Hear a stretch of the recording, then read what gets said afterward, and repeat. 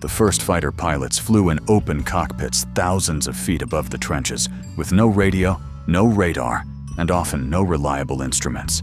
Their aircraft were built from wood, wire, and canvas. Nothing about aerial combat had been standardized yet. Every tactic had to be discovered through experience. Pilots learned how to gain altitude before attacking, how to use the sun to hide an approach, and how to survive long enough to fly another mission. Some became famous aces. Most did not. These aircraft belonged to the experimental age of air warfare, but the foundations they established endured for generations.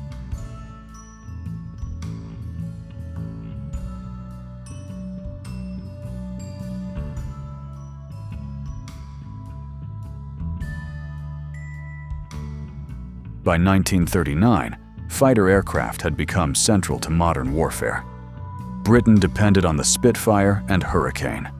Germany relied on the Messerschmitt Bf 109. Japan entered the conflict with the highly maneuverable Zero.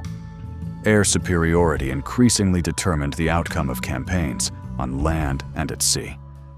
Pilots trained intensively, yet combat losses remained severe. The aircraft in this section fought from North Africa to the Pacific and from the Arctic Circle to Southeast Asia. Built in extraordinary numbers, they became some of the most recognizable military machines of the 20th century.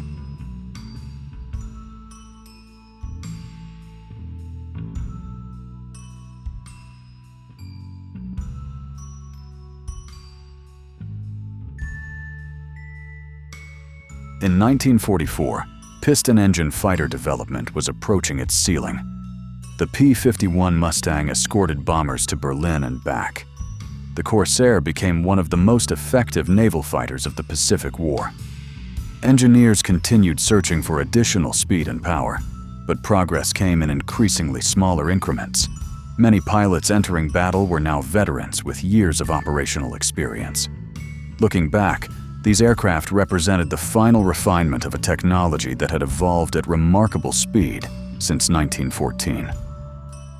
A different future was already visible on the horizon.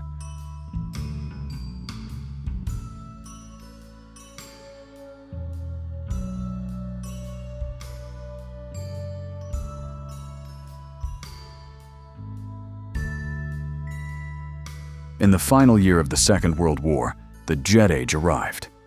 Aircraft such as the Me-262 introduced performance levels that piston fighters could not match. Yet reliability problems, fuel shortages, and wartime pressures limited their operational impact. Military planners nevertheless recognized what they were seeing. After 1945, jet development accelerated across every major aviation power. Within a decade, propeller-driven fighters had largely disappeared from frontline service. The skies over Korea became the first large-scale testing ground for this new generation of combat aircraft.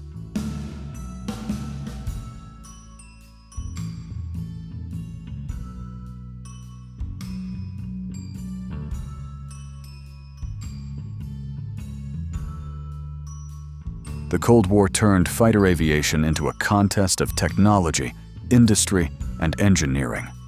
American and Soviet designers pursued greater speed, higher ceilings, and increasingly sophisticated weapons.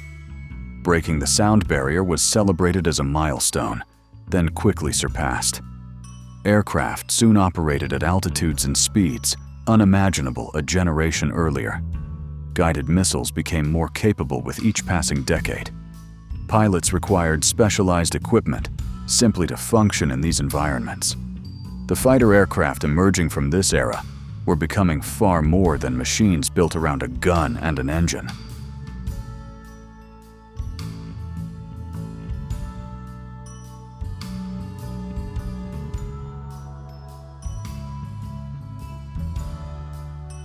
Combat in Vietnam exposed weaknesses in many assumptions about modern air warfare. Missile technology had advanced rapidly, but visual engagement still occurred far more often than expected. Pilot training once again became a central concern. Programs such as Top Gun emerged directly from those lessons. At the same time, both NATO and Warsaw Pact nations introduced increasingly capable fighters equipped with powerful sensors and longer-range weapons. The aircraft of this period reflected a constant balance between technological innovation and the realities encountered in actual combat operations.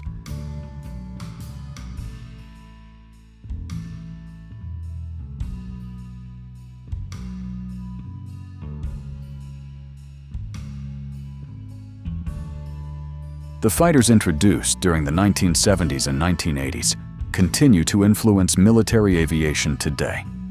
The F-16 combined agility, affordability, and operational flexibility.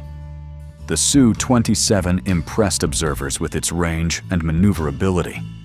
Sweden's Gripen demonstrated how a smaller nation could develop a modern fighter tailored to its own strategic requirements. These aircraft were expected to perform multiple missions instead of specializing in only one. Their adaptability proved exceptionally valuable. Many remain in service decades later, upgraded with technologies that did not exist when they first entered production.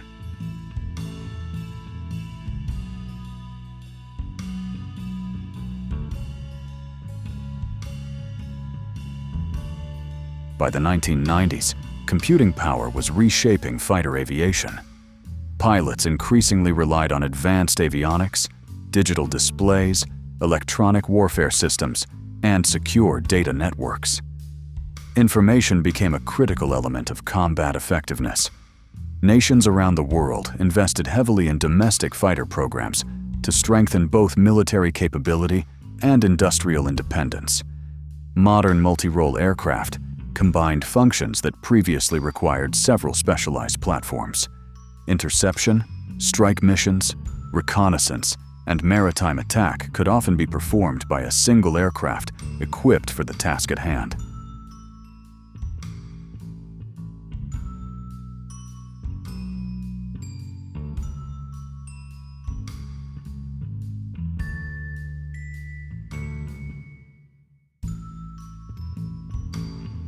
"20 aircraft remain. Together, they represent the current state of fighter development around the world. South Korea's F-21 reflects the rise of new aerospace powers. Turkey continues testing its next-generation fighter.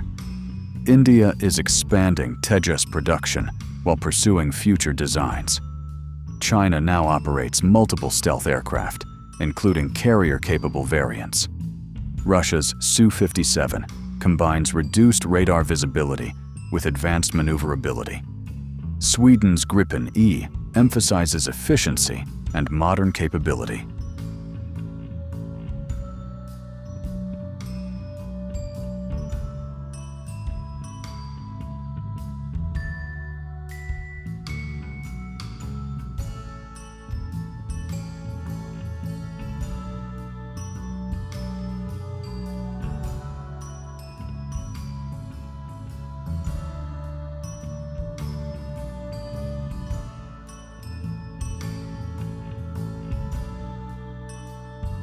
At the top stands the F-22 Raptor.